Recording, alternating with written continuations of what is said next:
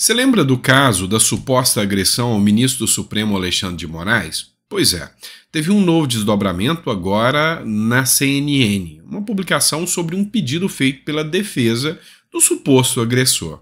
Mas tem um assunto, tem uma discussão que todo mundo, quer saber. Cadê as tais imagens que já estão no Brasil há faz tempo e a mídia não está falando disso? Nós vamos discutir um pouco sobre isso aqui. Vamos falar também de CPI do MST. Afinal, a CPI do MST, que tinha muito a descobrir, a mostrar para a sociedade, terminou sem relatório.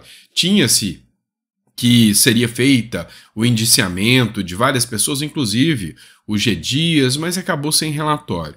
Será que terminou em pizza mesmo? Nós vamos entender um pouco mais sobre a CPI do MST.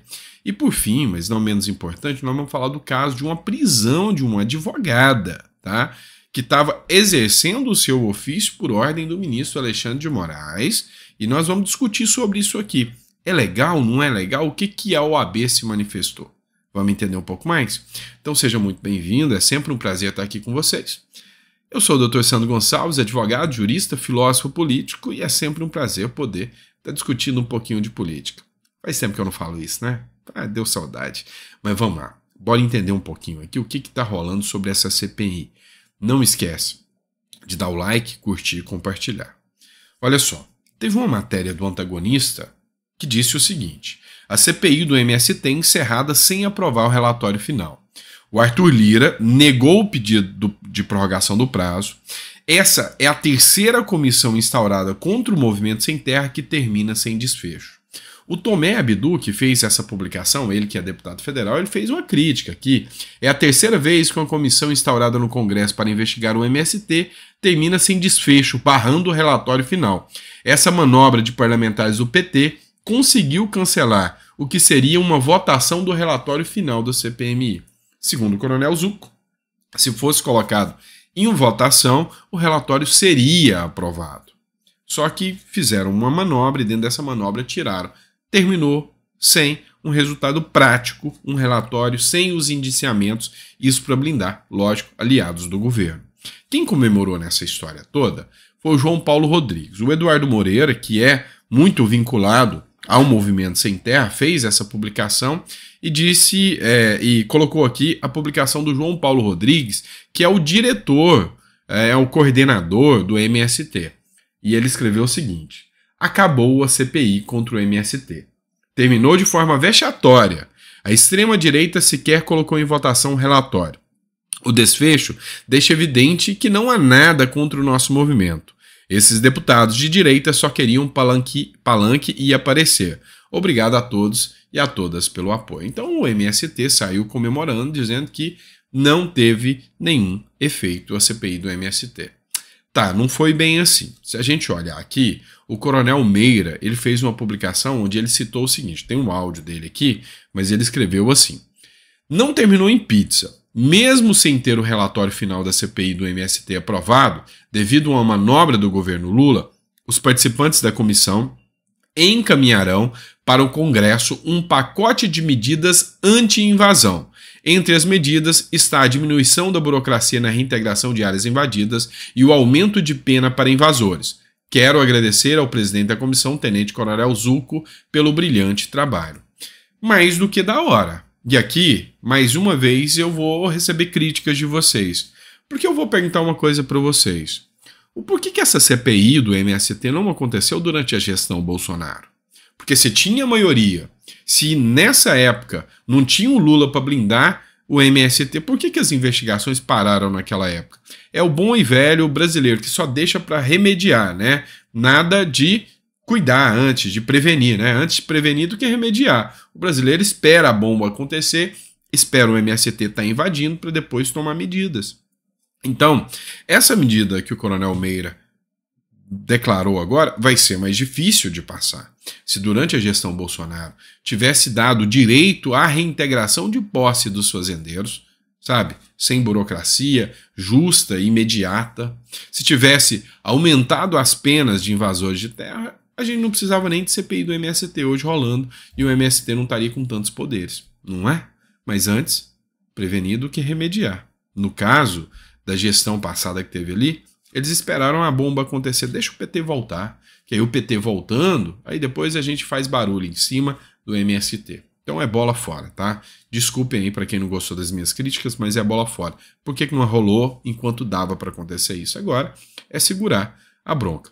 Mas a CPI do MST teve um ponto interessante, tá? Durante a CPI, eles ficaram com medo e segurou as invasões. Agora, com essa manifestação do coordenador nacional do MST, com essa manifestação de que ficou em pizza e tudo está impune, os fazendeiros que esperem, o agro que espere, porque vai ter retaliação, tá? Do MST vai ter invasão. Bora falar do caso Alexandre de Moraes. Defesa de suspeitos de agredir Moraes pede pela 4ª vez imagens de Roma.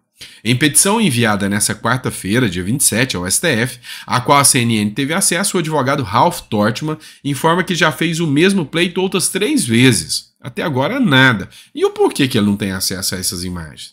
Além disso, também, de pedir as imagens no aeroporto, ele também informa que fez esse pedido, uma em julho, outra em agosto, outra dia 11 de setembro e agora, finalzinho de setembro, dia 28, está fazendo de novo.